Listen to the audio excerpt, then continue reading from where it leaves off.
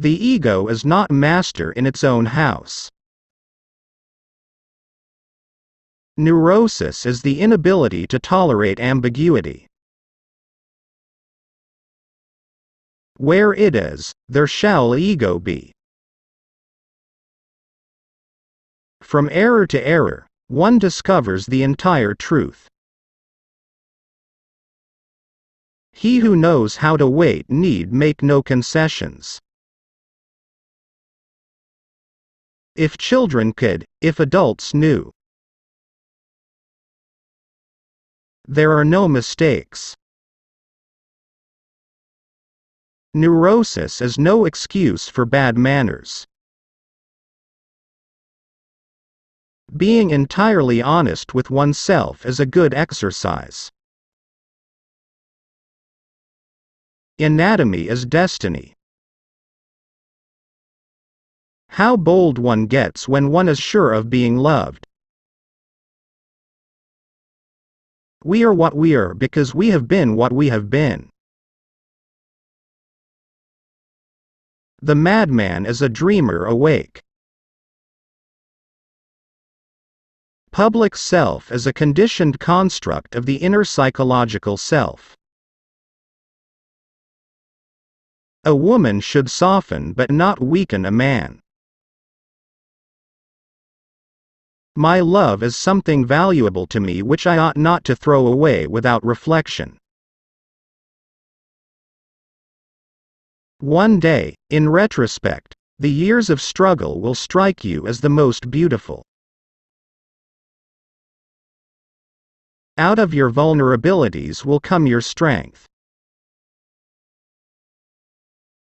We are what we are because we have been what we have been, and what is needed for solving the problems of human life and motives is not moral estimates but more knowledge. Love and work are the cornerstones of our humanness.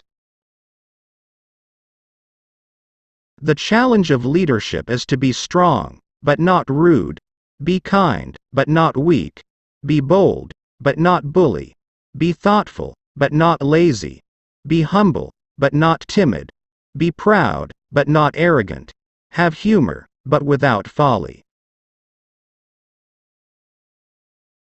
Great decisions in the realm of thought and momentous discoveries and solutions of problems are only possible to an individual, working in solitude. No one who, like me, conjures up the most evil of those half-tamed demons that inhabit the human breast, and seeks to wrestle with them, can expect to come through the struggle unscathed. The unconscious of one human being can react upon that of another without passing through the conscious. Men are strong so long as they represent a strong idea, they become powerless when they oppose it. The more the fruits of knowledge become accessible to men, the more widespread is the decline of religious belief.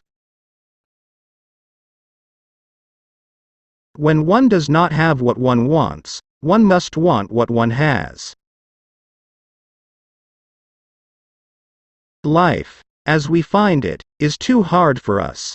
It brings us too many pains, disappointments and impossible tasks.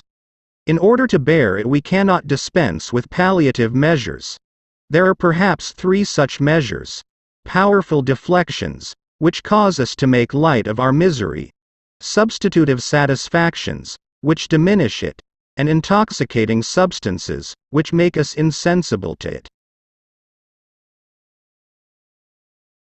The more perfect a person is on the outside, the more demons they have on the inside. We may insist as often as we like that man's intellect is powerless in comparison to his instinctual life, and we may be right in this. Nevertheless, there is something peculiar about this weakness. The voice of the intellect is a soft one, but it will not rest until it has gained a hearing. Finally, after a countless succession of rebuffs, it succeeds. Neurotics complain of their illness, but they make the most of it, and when it comes to taking it away from them, they will defend it like a lioness her young. One thing only do I know for certain, and that is that man's judgments of value follow directly his wishes for happiness, that, accordingly, they are an attempt to support his illusions with arguments. No neurotic harbors thoughts of suicide which are not murderous impulses against others redirected upon himself. It goes without saying that a civilization which leaves so large a number of its participants unsatisfied and drives them into revolt neither has nor deserves the prospect of a lasting existence. Instinct of love toward an object demands a mastery to obtain it, and if a person feels they can't control the object or feel threatened by it, they act negatively toward it. No, our science is no illusion. But an illusion it would be to suppose that what science cannot give us we can get elsewhere. A religion, even if it calls itself a religion of love, must be hard and unloving to those who do not belong to it. Human beings are funny. They long to be with the person they love but refuse to admit openly. Some are afraid to show even the slightest sign of affection because of fear. Fear that their feelings may not be recognized, or even worse, returned.